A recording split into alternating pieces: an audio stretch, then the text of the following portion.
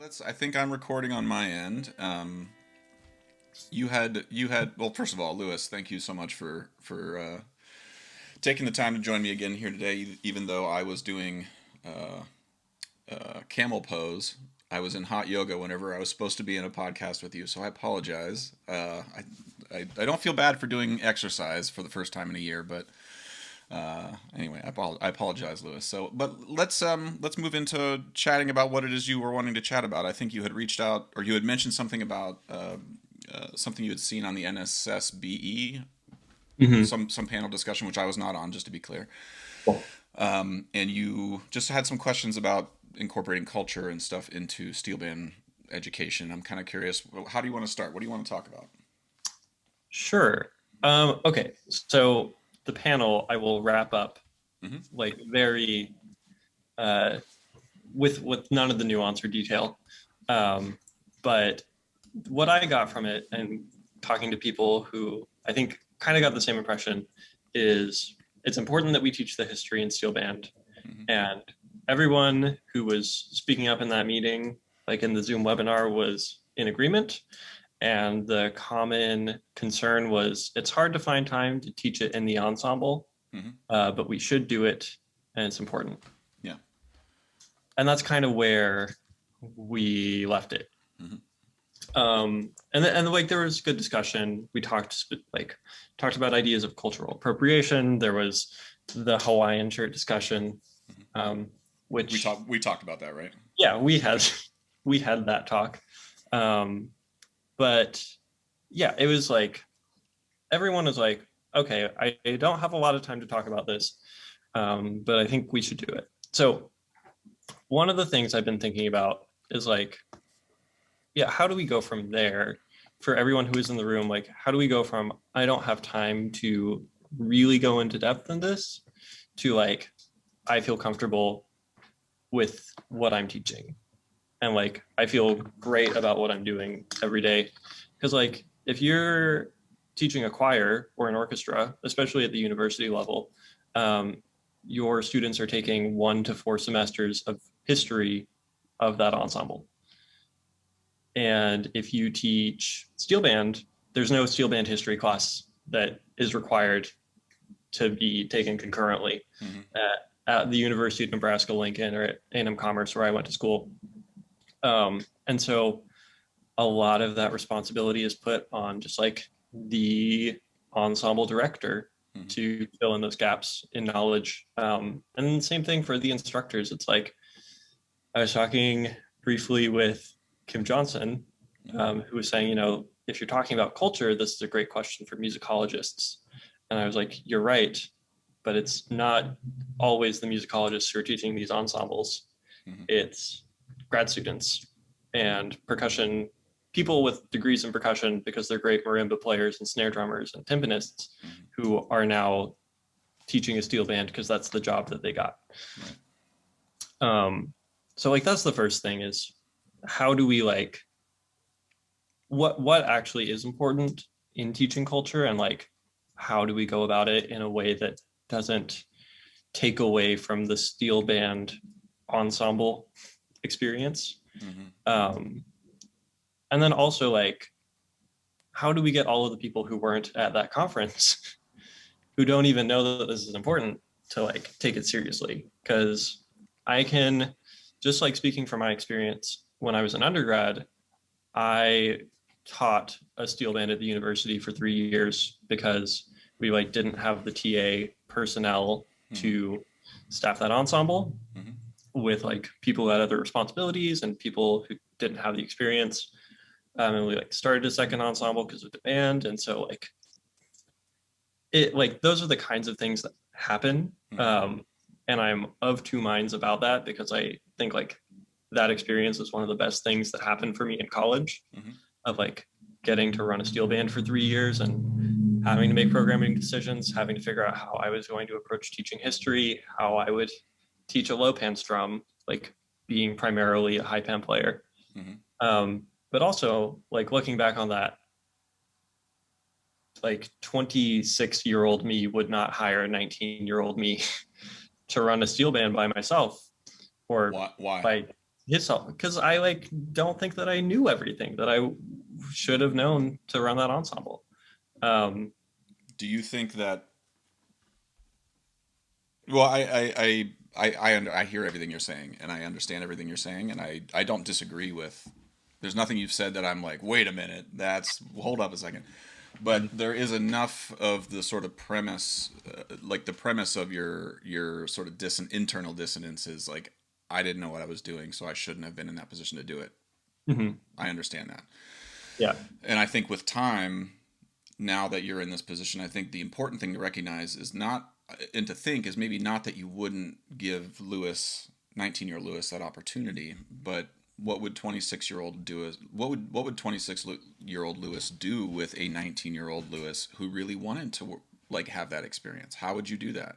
Like you might do it differently than how you were guided, and Yeah. then 30 years from now, that person will reteach in a new way, as long as you keep like instilling in them what it is you feel is important. Then that's how, in my view, that's how, in my experiences too, working within Trinidadian culture and Caribbean culture, like Mhm. I don't want to say, like, I'm not going to sit here and be like, not everybody who runs a steel band knows what they're doing in Trinidad either. You Mhm. know, everybody is like, history is happening a day at a time, and so I think Yeah. your individual responsibility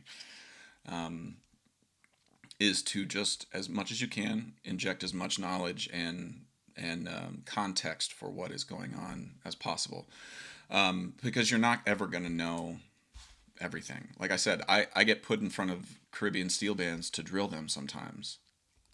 Bro, I can say no, I'm not qualified to do that, or I can say they're asking me to do it because they think I'm qualified to do it, and for me to turn it Yeah. down would be an insult to them. You know, like, Yeah. and then how you build that, and then I get experience, and I think folks there generally read my intentions as being good and wanting to learn and wanting to help and further the knowledge of the instrument and the history and all that stuff.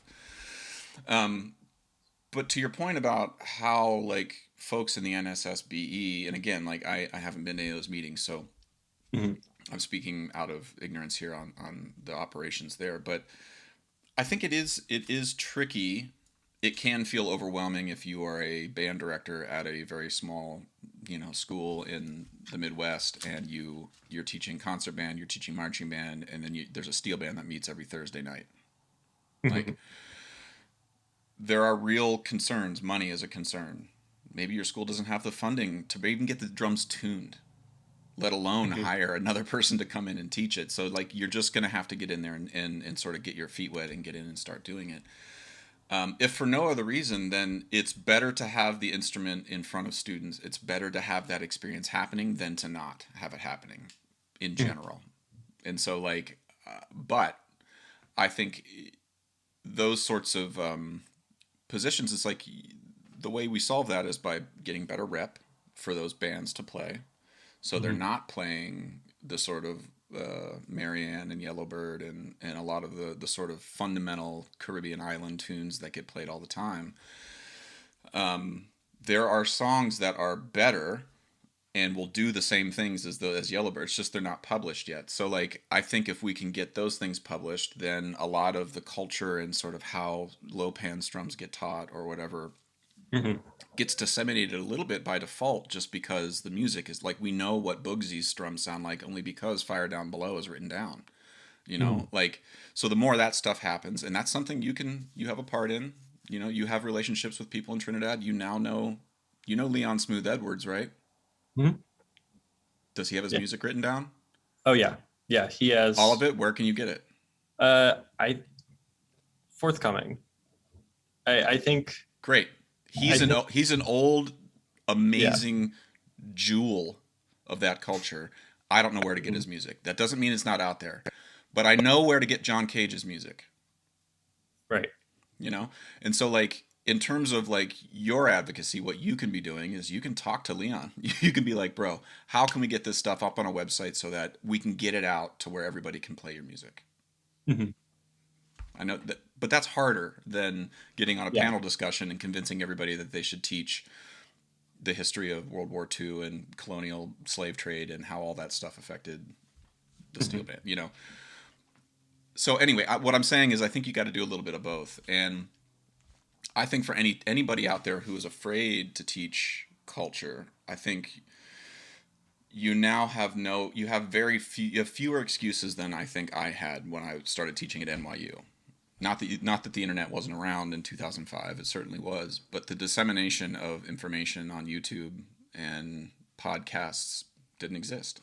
Mhm. I had no idea. I had no way of getting a hold of Bugsy Sharp short of getting on a landline and calling him. Mhm. That's not the case anymore. If I wanted to hear Bugsy playing, I had to like find a CD. Like that's not the case anymore. Now, if you're teaching a steel band, you can get online and be like, this is what panorama is. And you don't have to take 4 rehearsals out of your semester. Take the Mhm. first 10 minutes of every rehearsal. Mhm. Every school has a TV in it now because of COVID and Zoom and all that mess. Just have a Mhm. panorama playing every time your rehearsal starts, Mhm. just as background music. And talk, and then before you start, be like, this was Pan Earthquake by blah blah blah. This was Do What You Want by blah blah blah. Like Mhm. written in 19, got third place, whatever. Third place. Why is there a third place? Well, there's a competition. Like, and then go on about your day. Teach your what, and then just do that again the next day, and then do that again the next day, and then the next day, and then 25 years later, you have 25 years worth of students who by default now have more context for what it is they're doing. Mhm. And there's a really great book that I think anybody who's in the pan world should read. Well, there's two: the From Tin Pan to Taspo by Kim Johnson, who you mentioned earlier, but then also it's a book called Bury the Chains by Adam Hochschild, and it's about the end of like the sort of advocacy around ending the British slave trade in the 1800s, and then sort of subsequently what happened in Haiti and like the Haitian Revolution and Napoleon, and like they basically bankrupted Napoleon by like keeping fighting him in Haiti. And Mhm. like it just became too expensive for the French, and so the French were like, all right, fine, like in order to cover our debts, we'll give you the Louisiana Purchase, and that then we'll you can buy that from us, and you can have that huge chunk of land that'll settle our debts in Haiti, and we can move on. Yeah. It's like this is all because we ended slavery, and like you start to connect all these pieces of history together, and then you can keep connecting down to Trinidad, and you can sort of keep connecting up and to when like how Cliff Alexis came to the United States and how Lord Invader, like World War II, like. But you're not going to do that all in one day. Mhm. Start on the first day, and then maybe the next day pick a Calypsonian, pick Calypso Rose, just play a few Calypso Rose. Like I Mhm. think the feeling of like, oh my god, I have to teach culture. Mhm. Oh my god, like that just feels like such a heavy burden. But I think if you just sort of like you don't eat a pizza in one bite. Cut Mhm. off a slice, chew it slowly, and then just keep doing that the next day. And then once you, as a teacher, you become more familiar with this stuff. Start being proactive by reaching out to some folks who maybe like me, and let's say you didn't have this experience in Trinidad that you have, right? And you're Yeah. just in Nebraska, you've never met anybody in Trinidad, but you know me. I know a shitload of people in that scene. Mhm. Be like, bro, who can I talk to? I'll put you in touch with 15, 20 people who will most likely for free just help you out. But if there's $150 for an honorarium to get them to come talk to your class or to play one time a year, do that once a year, and then do that every year for every time you're teaching, Mhm. you get a little bit more culture in the room. It's tricky. I mean, I grew up in Dover, Ohio. There's not a big Caribbean population there. Mhm. It's a lot of work to bring someone in. But again, now we have Zoom. So just bringing people in, having black faces talk to your students, and just forcing your students to be like, wait, what did he say? He's from Trinidad, and the slang is this, and oh, that's what that word means. Okay, I didn't know that, and oh, why that feels kind of offensive. Why are they saying? Oh, that's not at all what I thought it meant, and it's culturally there. It means a different. That's how you do it. And Yeah. I think the thing that I wish people would on these panel discussions would sort of it's the sort of Achilles heel of panel discussions is you can sort of have option paralysis. It's like getting on Netflix and you can be like, whew, and you're just sitting there, and before you know it, Netflix is like, why don't you let us pick something for you to watch, you know? And when if you just were like, boom, I like that, and then the next day you're like, oh, let's check this out. That's the way you, I think, should approach teaching culture if you know nothing about it. For myself, I live in New York City, or I don't live in New York City. I work in New York City. My responsibility to make those connections for my students at NYU to that culture is more relevant to me because I can get on the subway and be in Crown Heights and I feel like I'm in the Caribbean. Mm-hmm. So if you are finding yourself in proximity to a Caribbean population, you should be asking yourself, okay, what do I know anybody in that scene? No. Okay. Do I know anybody who knows anybody in that scene?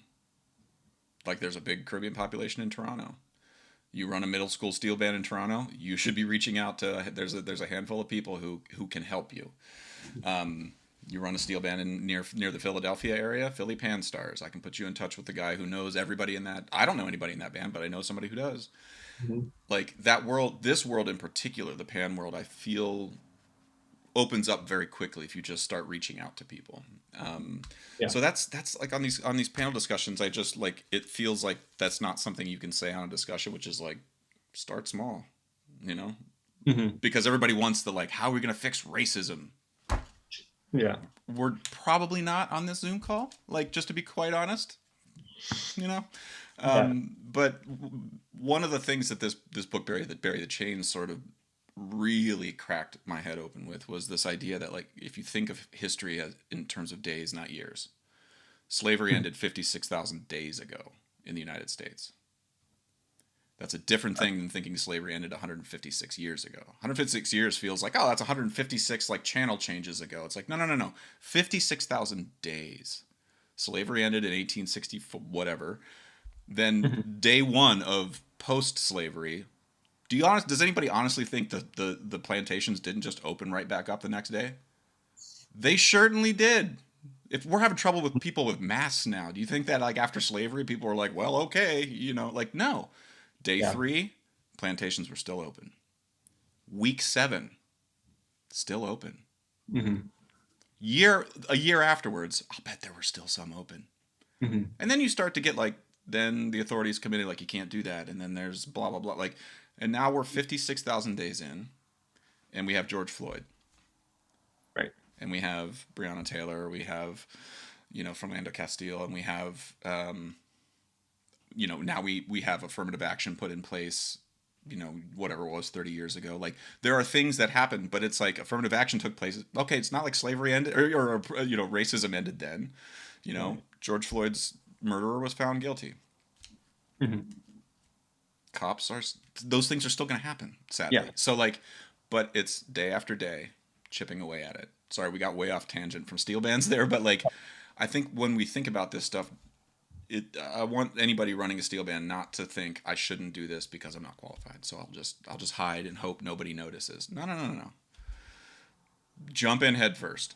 There's nothing in my experience, Trinidadians or people from the Caribbean who really value and cherish this instrument. When somebody dives in head first, that's like the first box that needs to be checked in order to Mm-hmm. get valid or not approval, but just sort of like, all right, you're in it to win it. You don't know your ass from a hole in the ground, but come on in. It's awesome. You know, you're great.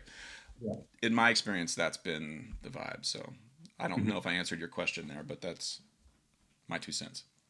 Yeah. Well, I think start small is maybe like the most helpful advice I've heard on framing this.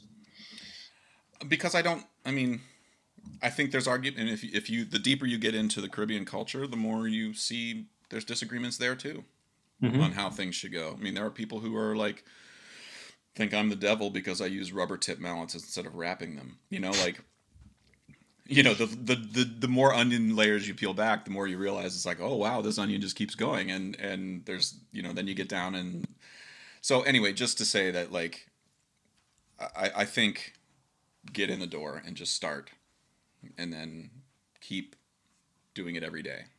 If your students are Mm-hmm. bored in that 10 minutes, that's their problem. a little bit. It's Yeah. your problem to keep them interested, but like just keep being like, no, this is important. Here's why.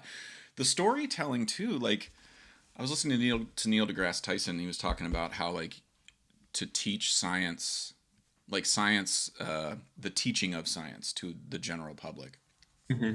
You, if you're a good storyteller and you can weave the story and the narrative of what you're talking about, whether it be quantum entanglement or the rings around Saturn or whatever, or in this case, how to teach the incredibly complicated butterfly effect of history that made the steel pan come into existence.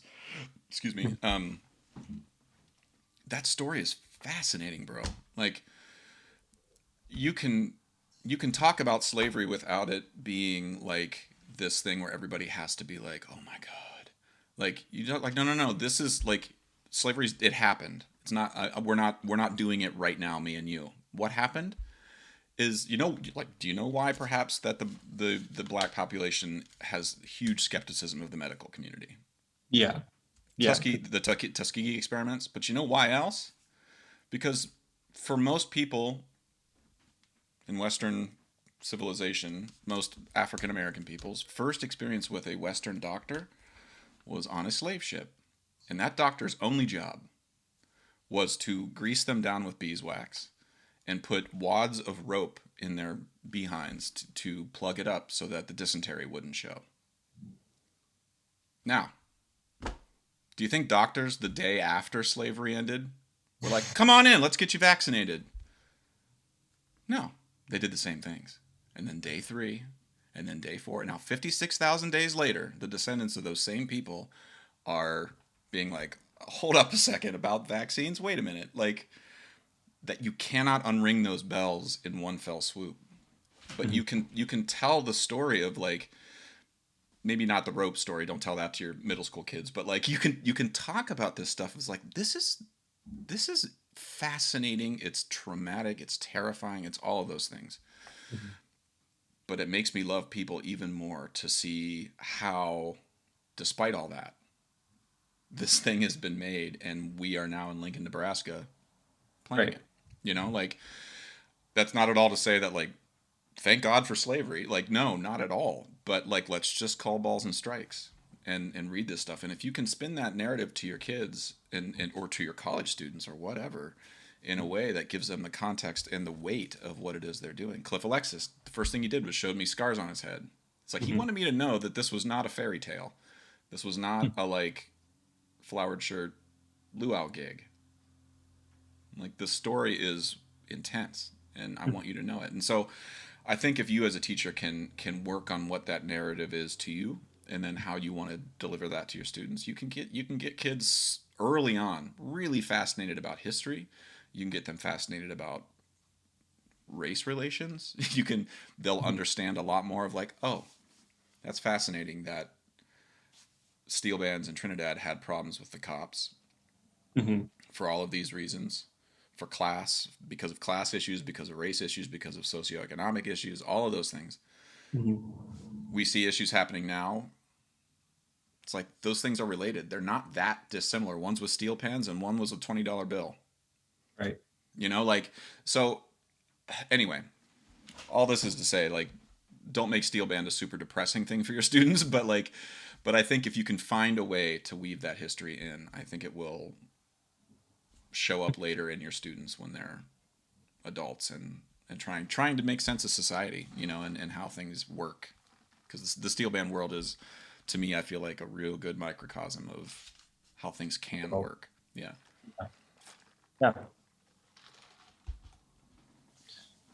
So can I ask, like, specifically, when you are teaching a steel band, like, how do you incorporate this? Like, what what does this look like on a day-to-day level for you?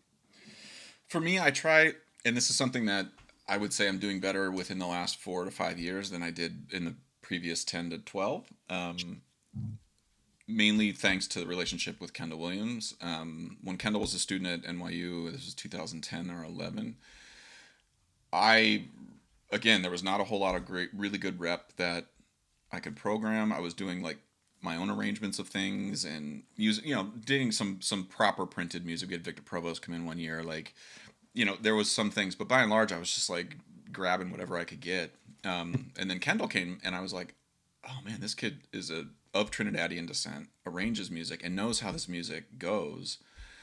I should just lean on him and trust him. And so I started being like, man, do you have any arrangements we could play? And we did a Gloria Stefan arrangement of his called Reach, and then a panorama of his called It's Showtime. And having him in the room, and then him introducing me to the Brooklyn pan scene, just sort of was like it made my life so much easier. And when I say like you can view that as laziness or of like, I think as a good teacher is somebody who is looking around for somebody else to do the thing way better than what I've been hired to do.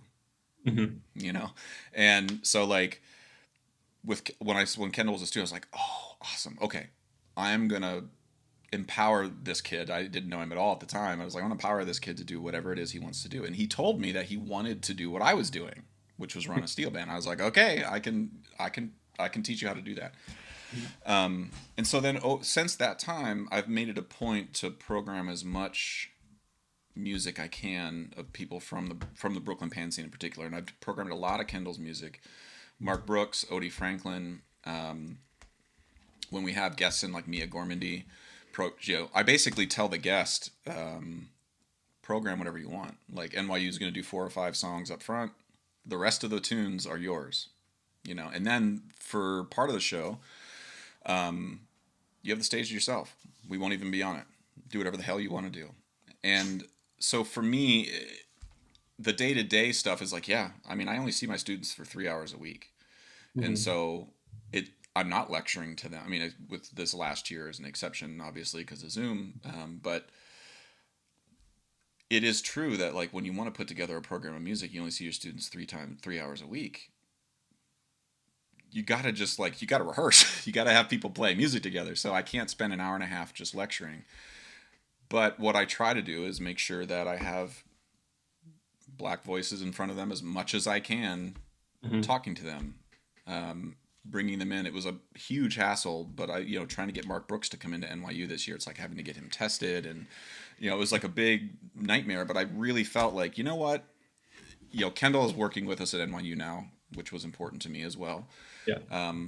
But we got to get Mark in here. It was worth it because Mark they listen to him, they don't listen to me. Like I say all the same things and then Mark comes in and says the same thing just in a different turn of phrase, and they're all like, oh wow, that's genius.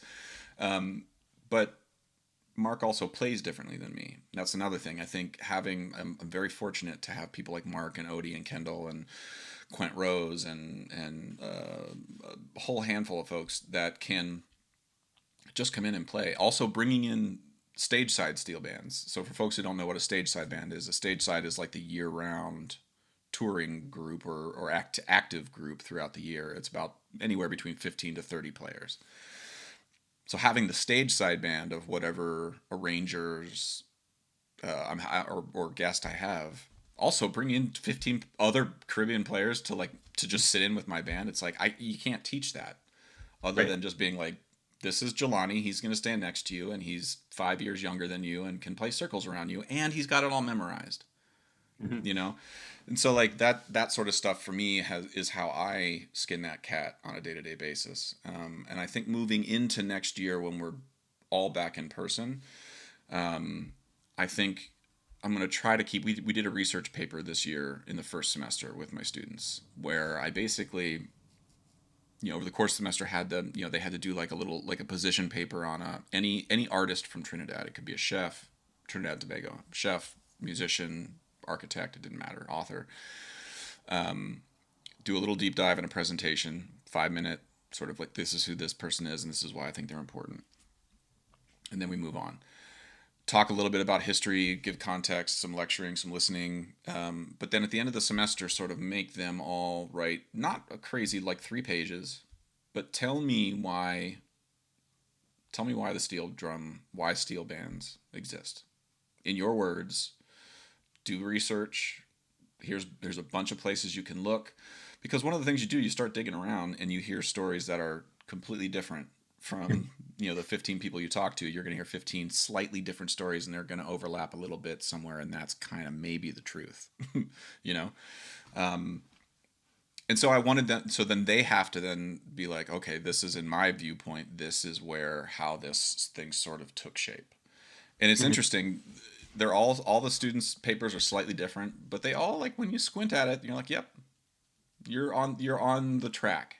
Mhm. And so my hope with that is that 15 years later, now I've done that and didn't do that for 16 years. Now I Yeah. want to see in 16 more years, I'm going to sort of call a moonshot that in 16 years doing that very simple thing of just being like, 3 pages, you can crank that out pretty quickly. Mhm. I hope that in 16 years, many of the cultural conversations that I have with my students about the nuances of what's happening, I hope I get to be more nuanced. I hope I Yeah. get to talk about, why the rubber tip versus the wrap is a thing, Yeah. because they've got all the other cultural context out of the way. You know what I mean? Also, NYU is starting a global studies program that we're launching next year. That NYU Global has relationships in Dubai. They do stuff in South America. They do stuff in Ghana, and we're starting a partnership with Trinidad, Cool. where the steel band will go down in the J term,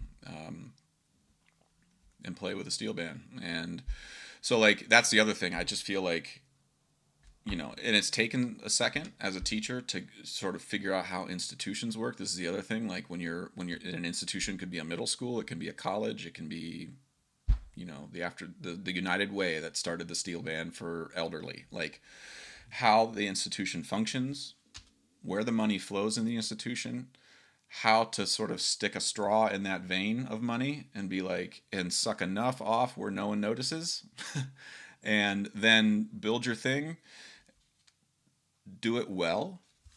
Because if you're Mhm. super passionate about all the culture and all that stuff, but your band sounds terrible, that's gonna Yeah. that's gonna be a bit of a stumbling block for you. Um, and then start making some moves and just like, again, like, I'm not a big sort of, like, I have a moonshot, but I'm willing to take 16 years to get there. I'm Mhm. not like, this needs to happen now or I'm burning this whole thing down. Mhm. That's just not. I'm a cancer that grows on the inside of the system, and I'm gonna get in there, and I'm gonna metastasize to everything so that they realize in order to get rid of me, they have to burn the whole thing down, and I don't want them to do that. Mhm. So get in there, figure out, like, if, like, go to your local school, like, go to the school budget office at Lincoln, Nebraska, and be like, what's the advertising budget for the orchestra? There's a line item somewhere that's like, Mhm. here's how much we're going to spend on posters for our orchestra concerts and blah blah blah, and be like, well, how much are you spending on the flute ensemble? How much does the flute studio get to advertise for recitals? Well, Mhm. what does the African drumming ensemble get? And what does the steel band get? Oh, cool. Okay, well, we get $100, and the orchestra gets 1,200 just Mhm. for posters. Maybe the one step this year for Lewis Raymond Kolker is to go in and be like, could we have 300? And then spend 150 on advertising, and then spend 150 on a guest, Yeah.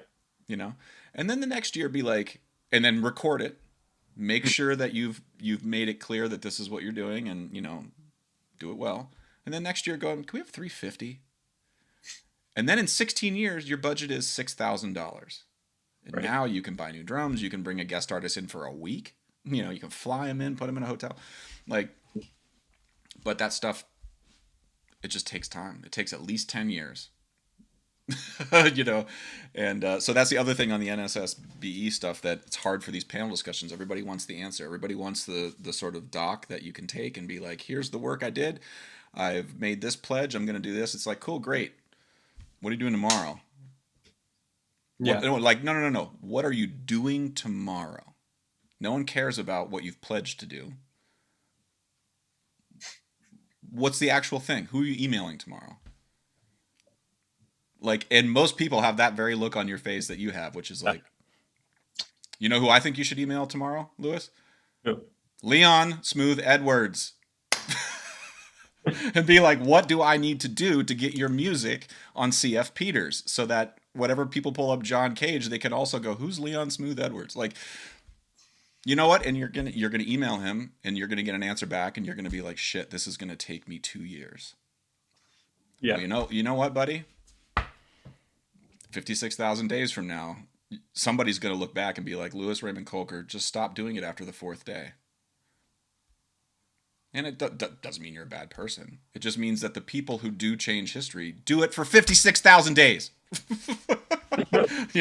So like, again, I'm rambling here, but that's that if I was on any of these panel discussions, that's all I would say, and it would get nothing done because nobody could take anything away from it of any real value other than be like, I don't know, email somebody tomorrow. And if you didn't hear back, email 2 people the next day.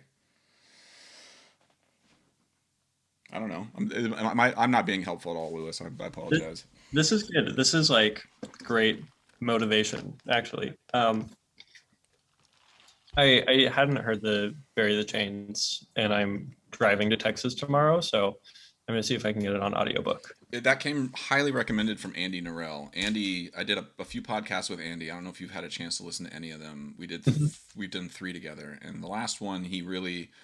I said something that was historically not accurate, and he's like, and he kind of took me to task a little bit. And he's like, well, this is what happened, and this is why this, and I was like, can you just keep talking like that? I want to know, like, yeah. And then he mentioned that Bury the Chains book was sort of blew his mind. So, sure, highly recommend.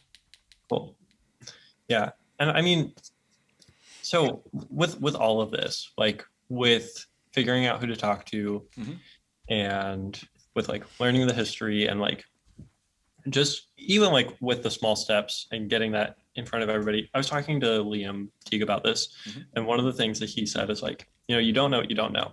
If you are a director and you're just stuck with a steel band and you're not a pianist, like how do you even find out who to reach out to? How do you know like that you're supposed to be reaching out to people? Like how do you go from like opening the cabinet and saying like, here are the 5 tunes that we have, and here are the pan mallets, and here's the budget, and like we're going to do what we did last year, to like knowing that you're going to reach out to people? I think that there's a big sort of, sorry, I'm trying to think of how to say this without coming off as an asshole. I think that as a teacher and as an advocate, which is something for the pan world, which is something I consider myself to be, and I would venture the same for you. Yeah. It's not 100% the other person's responsibility all the time, because Liam's 100% right. You don't know what you don't know. There's lots of stuff I walk through my day completely ignorant of, like, and I don't know to ask questions about certain things, and I don't feel like an obligation for various reasons on various different issues. But I think a generosity of spirit from folks like you and me, whenever you come up whenever you run into somebody who is ignorant of some of the context or what's happening, or you see a whole band, a middle school band, all wearing flowered shirts and all wearing brightly colored Crocs, and or whatever the sort of stereotype of that stuff would be. I think the thing to do is just to go up and be like, you're killing it. Do you know this person? Oh my God, you would love this. This tune that you're playing here sounds exactly like Conscious Chutney, and I think you would love Conscious Chutney. And you should watch this thing. Like, just excitement breeds excitement.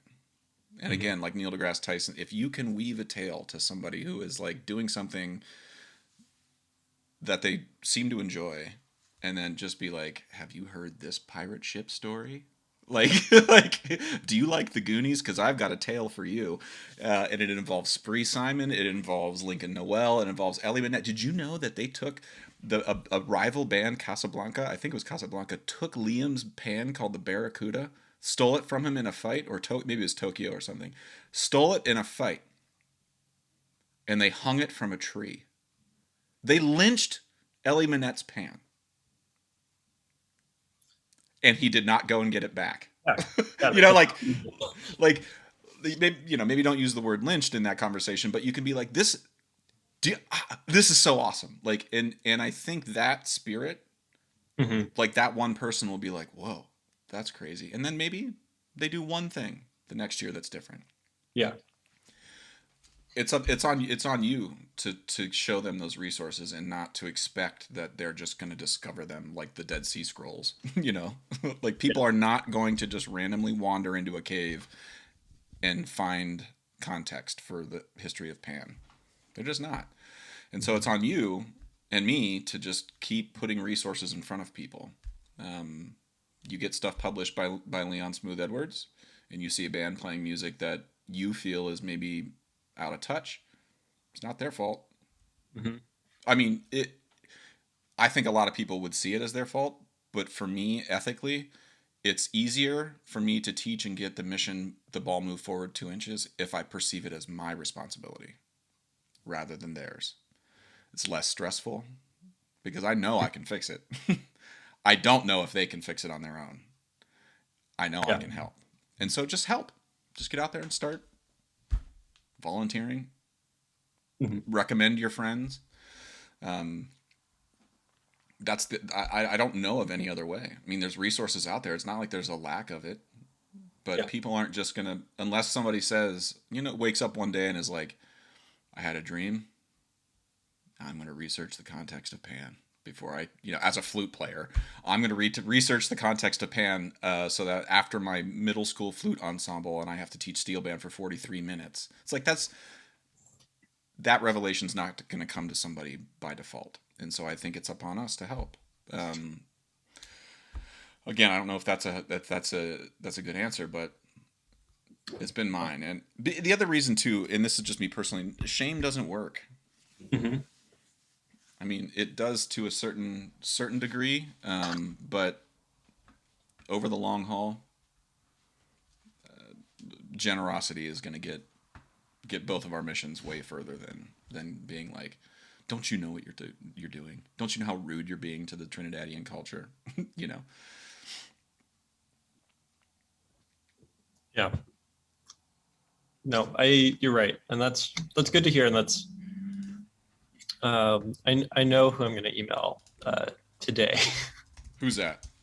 Um, can this be off the record? No, yeah, you don't have to say it's fine. Um, well, yeah, I mean, I don't just in sort of. Do you have any other formal questions for me before? Not really. Just keep talking. Okay. Yeah, I have to. Unfortunately, just because I messed up, I do have to go and do some things here in Sure. a minute. But I think the thing that has taught me more about steel pan than anything is just being around Caribbean people. Hmm. Like yes, read Bury the Chains, read anything by Kim Johnson that you can get your hands on. Look up Ray Funk in Alaska. He is a former federal judge in Alaska, who is one of the world's authorities on Caribbean culture, history, and specifically like calypso music in Trinidad and Tobago.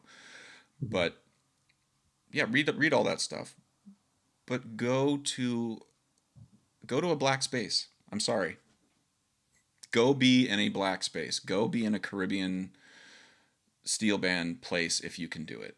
And if it means coming to New York and getting an Airbnb for 3 or 4 days and coming to some of the pan yards in Brooklyn, do it, do it, do it. If you run a steel band, reach out to me and I will put you in touch with somebody, and you can come and just stand upright in a pan yard for 4 days and not do anything, and you will walk out of that pan yard with at the bare minimum having tasted food that you've never had before. All right, and then that will help you teach your steel band slightly differently. But you'll also be in that steel band, and I may walk up to you and be like, "Hey, go back in the back and hold this cowbell and hit it on the quarter note." And Hmm. now you're playing. Then you're like next to an iron player, and that person's yelling at you, and you don't know why. And then the drum set player turns around and says, "Don't listen to him. He's terrible." And then you're friends with the drum set player, and there's a weird alliance you've just formed, and you don't know anybody's names. And like all of this is happening. Somebody hands you a rum and coke, and you're like, "I'm in public. Should I drink this?" Like, I'm sorry. That's the way to. If you want culture and you want to truly understand it, take your white face into a black space. Hmm. And I'm not saying that to be like you're not going to be. No one is going to be like, "Get out of here, whitey," or anything crazy like that. Just go and be genuine. Go be honest. Go be curious. And Hmm. You will not regret it. I don't know any other way to put it. I mean, I see a lot of people fretting about race relations and for all the right reasons. But the the easiest thing to do if you're ignorant of a culture is to go be in one Mm-hmm. and just be yourself. That's the other thing too. Don't go into a black space and try to pretend to be what you think they want you to be. Yeah. That is of all the things that I've that I've in my experiences with black people in those spaces is like just be yourself as quickly as you possibly can. Mm-hmm. That's the history of slavery has put on black people for them not to be themselves. And so their bullshit meter for that is really finely tuned. And so, Lewis, I know if you walked into a yard in Brooklyn or in Trinidad, like people can read like in 2 seconds, like, yeah, yeah, cool. And you're in. And then just do that again the next day. And then the next day. And then 56,000 days later, there's 400 other Lewis Raymond Kolkers who ran a steel band and thought they were shitty at it, and then went and played in a steel band and felt less and less afraid about it every year. And then 200 years later, not that there will be different problems, but not the ones we're talking about. They're going to look back and watch this podcast 200 years from now and be like, these guys were crazy. Like, Yeah. Anyway, take all that for what it's worth. I know only what I know, and I know what's worked and what's not worked for me. And for me to say that how I run a steel band in New York will work for somebody in Lincoln, Nebraska, that's objectively not possible for me to say. I don't know. It's a different culture, a different set of people, different set of needs. What does the community need? Maybe the community needs a steel band to come and play their ice cream socials. If that's the vehicle for teaching culture, do it. And stop complaining you're not playing at Carnegie Hall and that you're playing at ice cream socials. Go do it. It's better to play it than it is to not. Right. Lewis, I have rambled at you enough, and I'm going to get off my soapbox, but I did want to apologize one final time for completely shitting the bed and doing my downward dogs today when I should have been on a podcast with you earlier. But I appreciate your time, and I appreciate your curiosity too. I think the pan community is going to be well served by folks like you, just keeping asking questions and keep making connections. Yeah, thank you. I appreciate your time too. And also, I've definitely especially since the last time we did one of these, I have just started messaging people and say like, can you talk? Do you have an hour to spare? And yeah, game changer. Like talked to Kendall like a month ago about Brooklyn Panorama, and he opened every door mentally that I needed. Yep. And if you'd not emailed people just because you were worried they were not going to say yes, or that people weren't going to why would anybody want to talk to me? Mm-hmm. I don't know what I'm doing. Well, Lewis, it's the people who email, it's the people who do, that do. And it's the people that build. And so you're either building or you're the building, you're either watching people building or you're tearing something down. I would like to build. And I see things I'd like to tear down, but I didn't build it. I'll tear down my own shit, thank you very much. So just keep building. You've done chat with Kendall again. Reach out and be like, hey, I have a few follow-ups. Yeah. Get him on, and then just keep asking him until he says, bro, leave me alone. All right? All right. All right, man. Stay healthy, and it was good to chat. All right, I'll send this file over whenever we're done, just so you can share it around as you'd like to. Perfect. Yeah. All right. Take care. All right. See you, Lewis. Take care. Bye. Okay, I Bye. hope you enjoyed that conversation. This podcast is brought to you by Liquid Drum, liquiddrum.com down in Waco, Texas. My good friend Todd Meehan runs an amazing percussion company down there. Great merch, great content. Check him out, liquiddrum.com. Also, Kyle Dunleavy, dunleavypans.com, DUNLEAVY pans.com. Kyle Dunleavy makes and builds all the steel drums that I perform and teach on, in so percussion, as well as at NYU and Princeton. He's an amazing tuner, builder, just a really nice guy, very dependable. Check him out. If you are interested at all in steel pan advocacy, Want to learn more about the goings-on in Pan in Brooklyn, check out paninmotion.com. My good friend Kendall Williams, Jerry Guy, Trisha Guy, and Arisha John run an amazing organization called paninmotion.com. Check them out. And finally, Alejandro Mirage runs an amazing clothing apparel company in Brooklyn that is steel pan centric. You can check him out at mangochow, CHOW, clothing.com. I own a bunch of his shirts. They're amazing, very stylish, beautifully made. Check them out. mangochowclothing.com. Okay, hope you're well. Talk to you soon. Bye.